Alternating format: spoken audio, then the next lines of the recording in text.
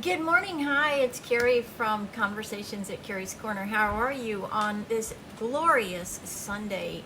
I am in Texas. I hope wherever you are, you're having a remarkable day. Conversations at Kerrie's Korner. This is a podcast where we talk about all sorts of different topics, and the reason for this is to try to get us all communicating again, to talk to each other, to get back to the middle, to respect each other's opinions.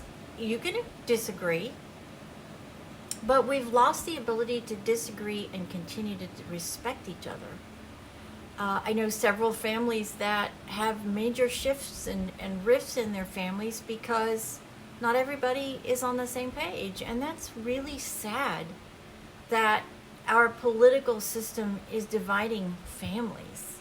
That's really, really not a good thing. And so as I've watched this political season unfold, I just felt the need to start talking about this, to start talking about our ability to communicate and get back to the middle so we can get conversations started. Because when conversations start, that's really when good change starts to happen. You know, if you can remember these beautiful 50s diners, you'd go in and you'd sit down, or Walgreens, for example, a five and dime, a diner.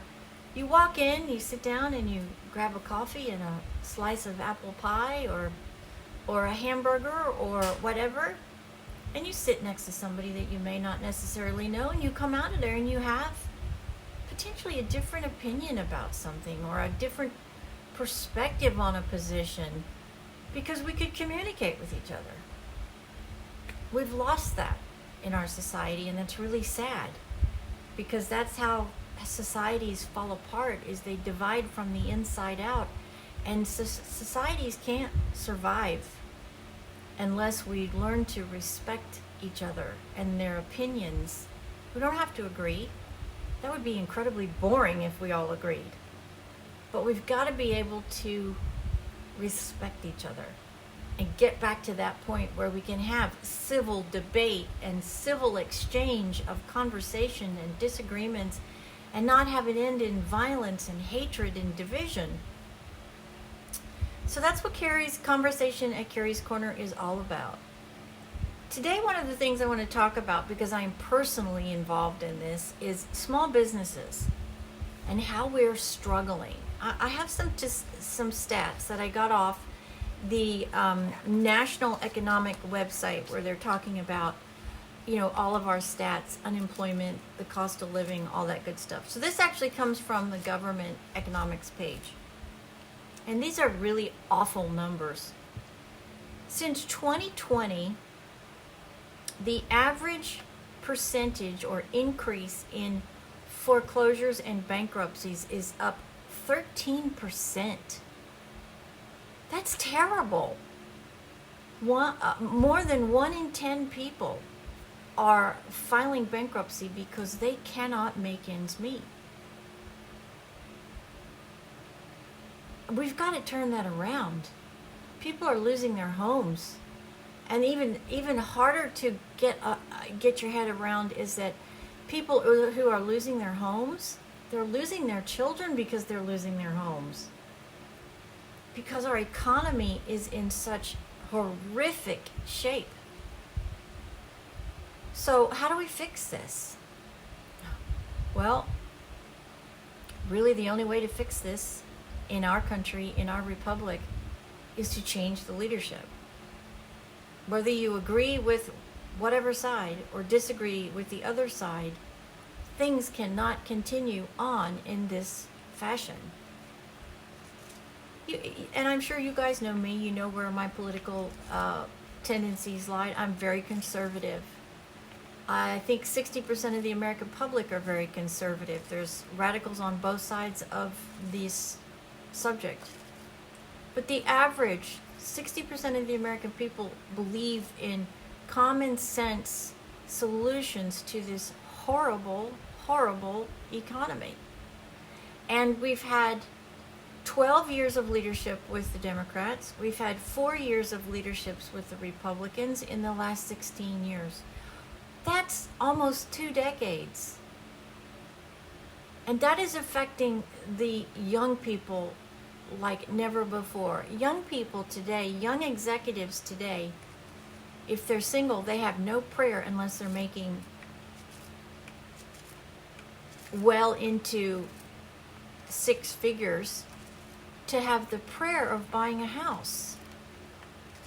Not everybody is meant for marriage. Not everybody, just not everybody. So why should they not have the right to have their own home and build their own worth, physical, financial wealth, because they can't qualify? That's almost completely gone now. Most people, most young professionals, most young people cannot even consider buying the house unless they have a 2-income household, because the cost of homes is absolutely astronomical.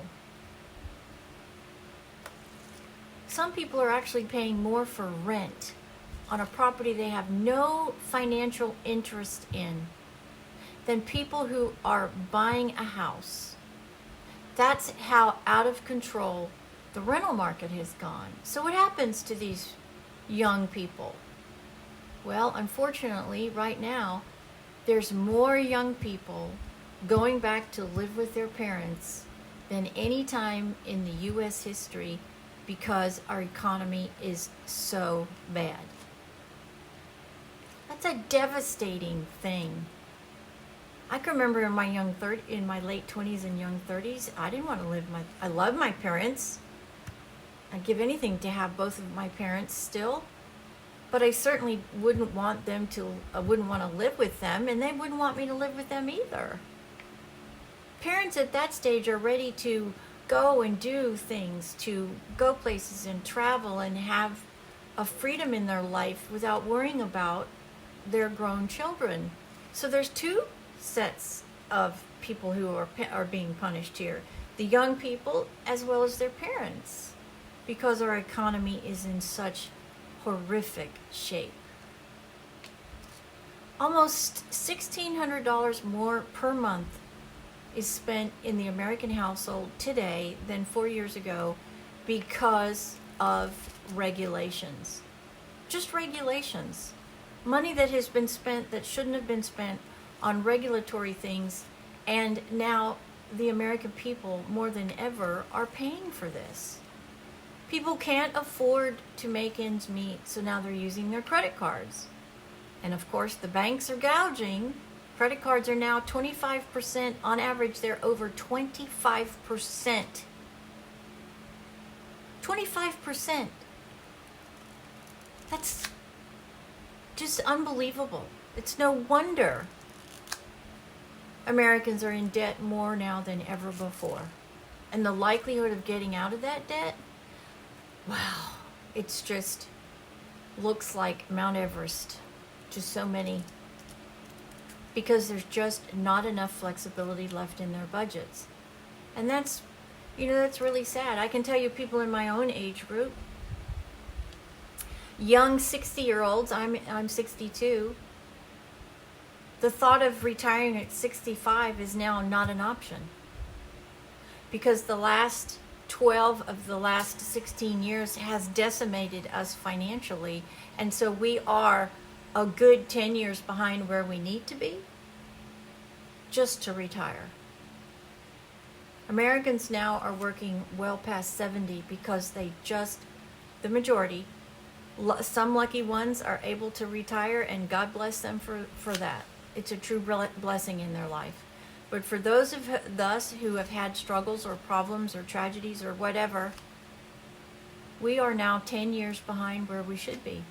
And the likelihood of even considering retiring is now over 70. And that's horrible. Absolutely horrible. We're losing the ability to have our golden years where we can just do nothing if we want. And that's really sad. The last group of the baby boomers, which is my generation, We are the first generation of all previous generations where we don't have enough retirement. And we may be the last ones that get any retirement. Anybody after us it's going to be almost an inconceivable thing if things don't drastically change. So that's a huge number. In 1 year's time, it's even worse.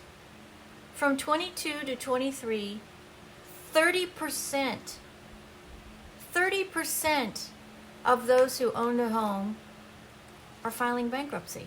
That's insane. Think about those numbers for just a second. That's going to travel with them and influence their life on every financial decision they make for 7 years, because bankruptcies stay on your credit for 7 years. I just feel like we're in this black pit and we get further and further down, and it's sucking us in further and further and further to the point where, are we ever going to get out of it? Are we ever going to have the ability to get out of it? We need common sense leadership, strong common sense leadership that can eliminate all these regulations, that can make us independent from the world so we don't depend on anybody for anything, that everything is self-sufficient. That's where we've got to get back to. We've got to go back to the 50s and to those philosophies in the 50s where we are able to be self-sufficient as a society in order for our financial outlook to become a more positive one. Then I looked up what was the percentage of businesses, small business owners like me. I own 2 businesses. What was the percentage of small business owners in the last 4 years that have actually closed their businesses, that are no longer in business? This is a staggering number. This is 34%. 34% of all businesses have closed, small businesses have closed in the last 4 years. Now, the small business industry employs more than any other industry across the board. So that means that people are losing their jobs. So not only is the owner of the company, losing their income, losing their livelihood, but those employees that are employed by those companies are now out of work.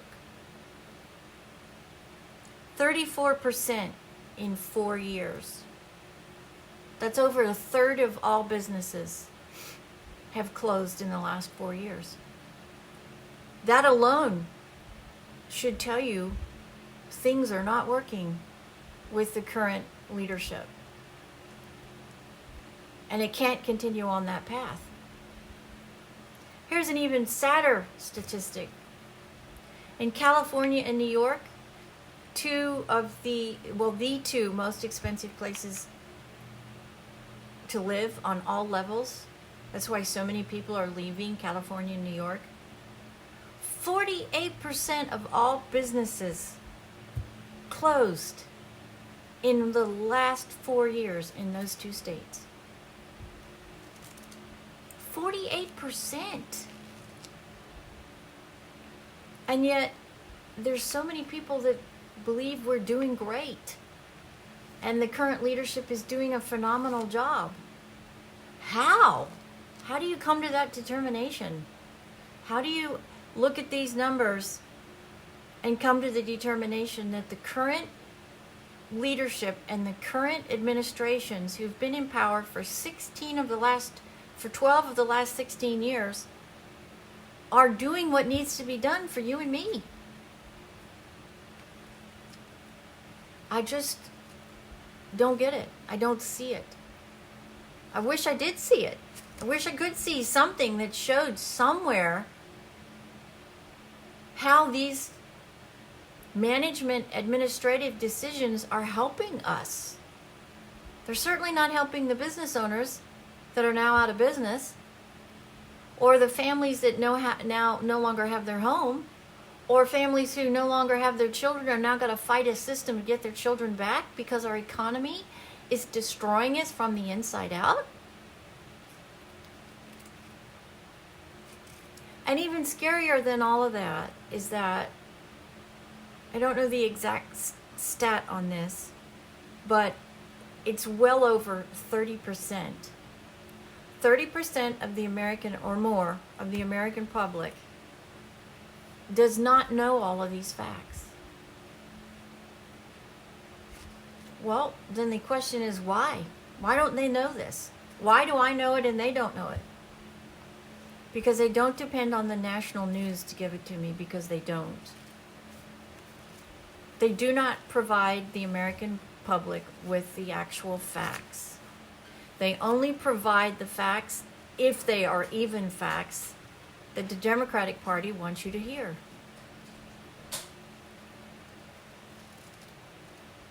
We can't survive as a nation without independent, unbiased news.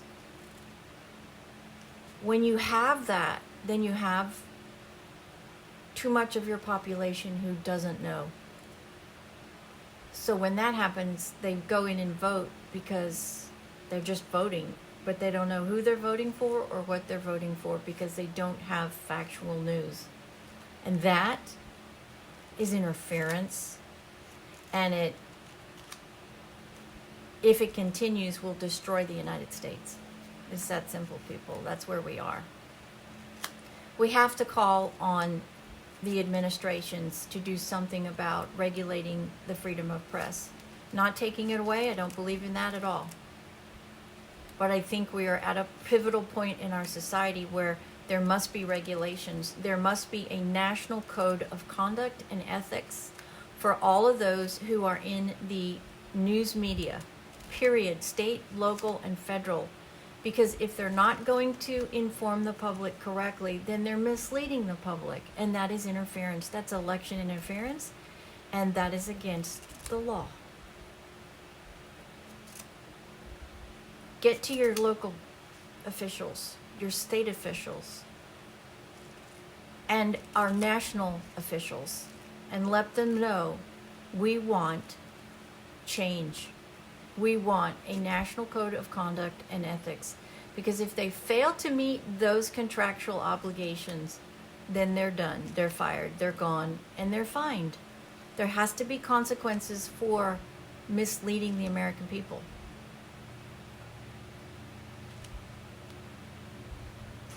I hope you find all of this interesting. You know, it's a scary time in our society. It's a scary time in our nation, and it's our job, of those of us who are in the social media arenas, to get as much information as we can out. Factual-based information. All of this that I told you today, you can go out and you can find on the current administration's economic website, and many, many other factors that they don't want to talk about.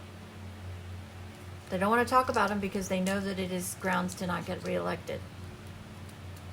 But you as the American public need to be informed.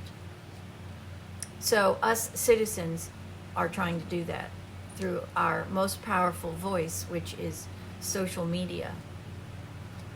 So please share this with anybody that you think may not know these kinds of facts. And get out there yourself, and let's make sure that everyone is aware of exactly how important this election is and where to find the information. It's available. You just got to be willing to go find it, because you are not going to get it through our national news networks. And that's a very, very sad commentary.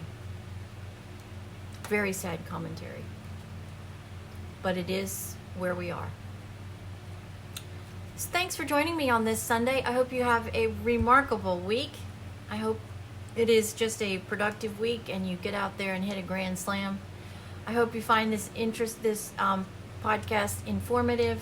That's the purpose behind it, is so we can start to communicate with each other, so we can start to get back to the middle, so we can change where we're headed, so we can ensure that this great land of ours continues to be the home of the free and the brave, the greatest country on earth.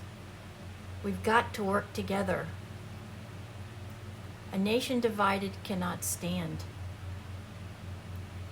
All you have to do is look back in history to see that. That's where we're going if we don't figure out a way to come back together and talk to each other. You don't have to agree, but you have to respect each other's positions.